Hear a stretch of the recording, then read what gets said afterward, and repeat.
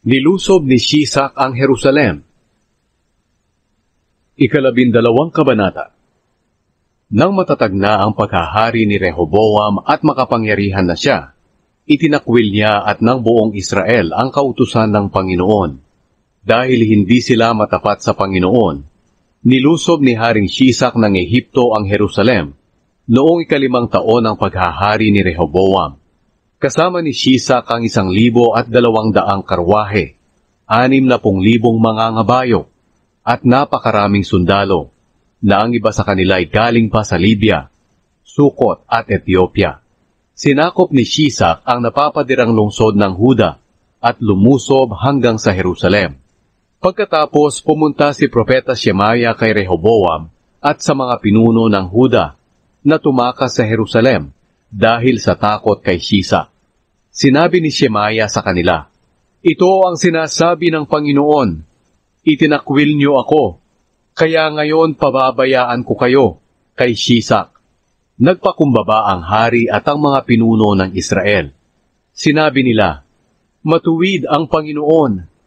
Nang makita ng Panginoon na sila'y nagpakumbaba, sinabi ng Panginoon sa pamamagitan ni Shemaya, "Dahil nagpakumbaba sila, hindi ko sila lilipulin at hindi magtatagal, ay palalayain ko sila. Pero ipapasakop ko sila sa Kanya, para matutuhan nila na mas mabuti ang maglingkod sa akin, kaysa sa paglingkuran ang mga makalupang hari." Nang nilusob ni Haring Shisak ng Ehipto ang Jerusalem, ipinakuha niya ang mga kayamanan sa templo ng Panginoon at sa palasyo. Kinuha niya ang lahat, pati ang lahat ng pananggalang na ginto na ipinagawa ni Solomon. Kaya nagpagawa si Haring Rehoboam ng mga pananggalang na tanso, na kapalit ng mga ito, at ipinamahala niya ito sa mga opisyal ng mga gwardya ng pintuan ng palasyo.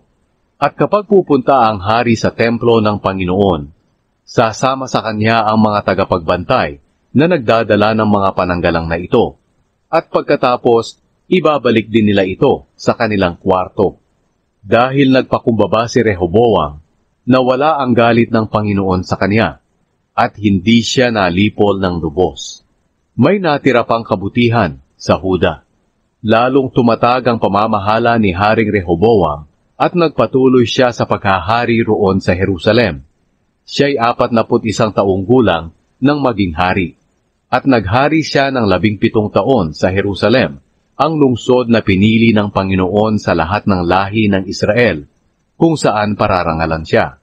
Ang ina ni Rehoboam ay si Naama, na isang Amonita. Pero gumawa ng kasamaan si Rehoboam dahil hindi siya naghangad na hanapin ang Panginoon. Ang salaysay tungkol sa paghahari ni Rehoboam mula sa umpisa hanggang sa katapusan ay nakasulat sa aklat ni Propeta Shemaya at aklat ni Propeta Ido, na talaan ng mga salinlahi. Nagpatuloy ang paglalaban ni na Rehoboam at Jeroboam.